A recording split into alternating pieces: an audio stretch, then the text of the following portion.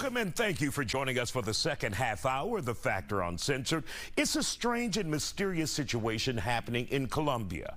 People have found that corpses buried in the 50s, the 1950s, have become nearly perfectly preserved over the years. They've found that some of their clothes, eyes, and hair have been left undisturbed since the 50s and somewhat frozen in time. Now, mummification is a very specific process that involves certain tools and materials. So there are big questions about how in the world this could happen. My next guest has more details on that situation, along with another phenomenon that may give you chills because of solar flares around the world beginning this weekend and right now. And joining us tonight here on The Factor Uncensored, we have with us Todd Duplantis from the Road Beyond podcast. Glad to have you for my favorite segment when we look at the things that are a little odd, a little different, but also serious. And we're talking about this sunspot and how it could affect or have an impact, rather, on communications here all around the world. First of all, tell us what's going on.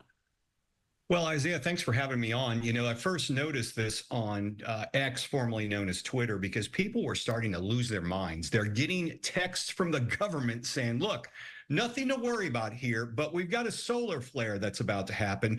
You could lose some power. You might lose some, access on your internet, but nothing to worry about. Now, number one, people are getting worried. It's all over X right now. If you look at it, especially if you say there's nothing to worry about. Nothing to worry about here. It's kind of like the most dangerous words around. I'm the government. I'm here to help, Now, this started happening on Thursday because the U.S. government issued its first severe geomagnetic storm watch in nearly 20 years. 20 years. They haven't done this before. And this is because there is a solar flare. Now, what happens is apparently radiation hits a magnetic sphere surrounding our planet. In layman's terms, this is going to mess up the satellites because the satellites depend on information coming to Earth and sending information to Earth. That has to go through the ionosphere. Well, that is what's going to be affected. Now, the good news is that you can still use your cell phone. They're saying cell phones are on different frequencies and you shouldn't have a problem there. The bad news is the power grids can be affected. Wow. Whether you want to flush your toilet or get some water, that could be affected because of this solar flare that's happening. This could be a big nothing burger, or this could be a harbinger for a terrible weekend for a lot of people in this country. From what I looked at on the map, it doesn't look like us here in Texas are really going to be affected by this, but the folks north of, say, Dallas, heading in towards Oklahoma and up in the northern part of the most northern part of the country, they could be affected by this thing. All right. So hopefully, it won't be too serious and cause any damage, anywhere in the world. We appreciate that. Also, let's move on to Colombia, San Bernardo, where they're finding dead bodies, but well preserved. I don't want to say perfectly preserved like a mummy, but almost well preserved. Tell us what's going on there. Well, this is a mountain town of San Bernardo in the mountains of Colombia. Okay, so they started finding these bodies that are preserved when they started clearing out a cemetery due to excavations. What they're finding are these bodies are in very good condition for being buried for almost a century. Some of them, they range from the 1950s further back, but they're noticing the bodies are pretty well intact, very mummified. They're saying their clothing's still in good condition. Mm-hmm. So being that it's a mountainous town in Colombia, there is a lot of legends and lore in those type of small towns. And they're looking at this, that it could be, maybe it's the fountain of youth for the dead. That could be one theory right there.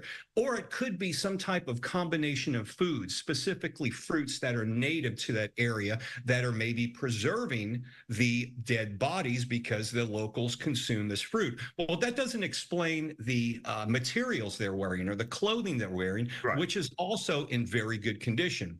One of the most best explanation I can find out of it is because this area is in a very arid region. It's high up in the mountains.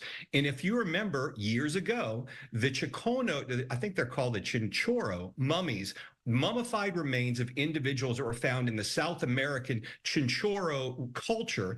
They found is what in northern Chile. Well, they found out in this very arid region, they were finding mummies much older than what they're finding in Colombia. So the most logical explanation is that this is just the region, and it's the fact that it's very arid, and the atmosphere is simply preserving these bodies because warm wind blows. These bodies are in very dry area, so nothing deteriorates. But it sure makes a great story, though, especially for the New York Post. Absolutely. And of course, some of those bodies are so well preserved, Todd, that they have put some on display, right? Yeah. They do. They have some of them on display in the city for all to see. And this has just been coming out over the past few years because what they're doing is they've opened up this area for people to see these bodies. And now they're finding more bodies as they excavate, which was once a former cemetery. And of course, we're talking about a 100-year period, right? Yes, right.